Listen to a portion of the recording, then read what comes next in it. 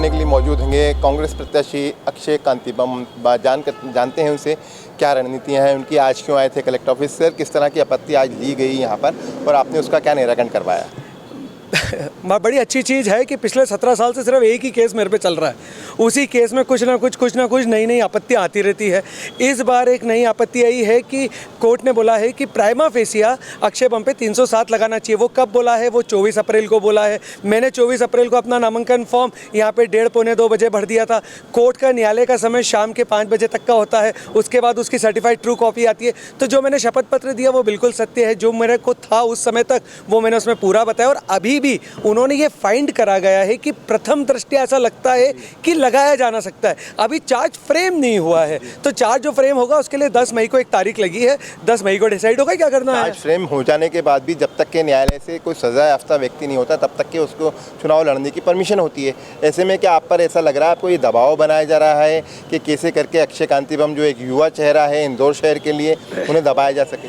आज आपत्ति आते से मुझे ये फील तो आई है कि मैं मजबूत हूँ, मैं कहीं ना कहीं बाज़ार में इन लोगों को अखर रहा हूँ, शायद मेरी वाणी इन लोगों को चुभ रही है। तो इस तरह की आपत्ति आती है। आप जब राजनीति करते हैं, समाज सेवा करते हैं और चुनाव लड़ने जाते हैं तो इस तरह की गतिविधियाँ होती हैं। ये बड़ा नॉर्मल प्रक्रिया है जो चुनाव लड़ता है, तो ये नॉर्मल प्रक्रिया में आया है। इसको जो हमारे वकील लोग हैं, हमारा जो लीगल सेल है, वो उससे फाइट कर लेगा और उसके जवाब बता देगा। अच्छा जी, 4 नंबर से आपने टिकट मांगा था और वो ऐसी सीट मानी जाती है कि वो अयोध्या कही जाती है, वहाँ आप काफ़ी दमदारी से उतरे थे। इंदौर लोकसभा सीट ये भी कहा जाता है कि इसे भी परास्त करना इतना आसान काम नहीं है, तो क्या आपका क्या मोटो है? मैं शीर्ष नेतृत्व को धन्यवाद देता हूं कि जब भी कोई मुश्किल वाली सीट होती है वो मुझे याद करते हैं। जब 4 नंबर की बात थी तब भी मुझे याद करा गया, उस समय पे राजा भैया ज़्यादा योग्य लगे होंगे, उनको दे दिया। लेकिन आज एक विधानसभा छोड़ के मेरे को 8 विधानसभा का प्रतिनिधित्व करने का मौका दिया, ये मेरे लिए बड़ी बात है। और इंदौर लोकसभा चुनौती जरूर हो सकती है, लेकिन मैं कह सकता हूँ कि 2024 में आप ये रण देखेंगे, ये युद्ध देखेंगे और इस युद्ध को याद रखेंगे। अच्छा जी, एक चीज़ बड़ी सामने आ रही है, प्रधानमंत्री के बोल जिस तरह से आ रहे हैं, जिस तरह से आपत्तियां आ रही हैं, और क्योंकि एक पहले का जो फॉर्म था उसकी ऑलरेडी स्क्रूटनी पे जो ऑब्जेक्शन प्राप्त हुए हैं उसका निराकरण चल रहा है, इसलिए ये दोनों लोग स्क्रूटनी का उसका पहले वाले का निराकरण करेंगे तो उसके साथ।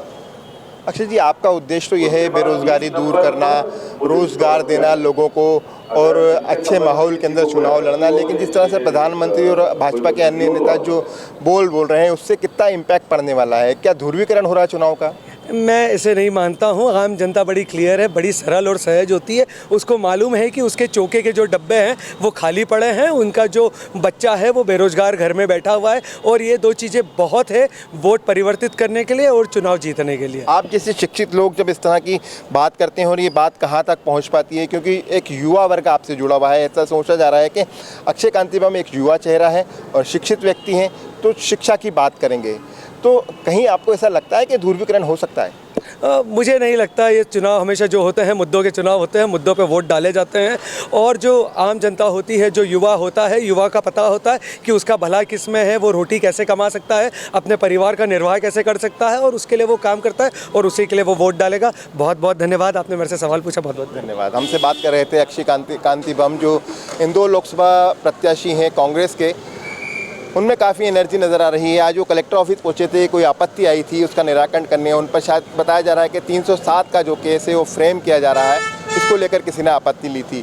फिलहाल वे आपत्ति का निराकरण करवा रहे हैं। उनका कहना था कि हम दमदारी से मैदान में हैं और इस तरह की आपत्तियों से कहीं ना कहीं बीजेपी घबराहट महसूस कर रही है। कैमरा पर्सन विशाल के साथ अरशद खान, मृदुभाषी, इंदौर।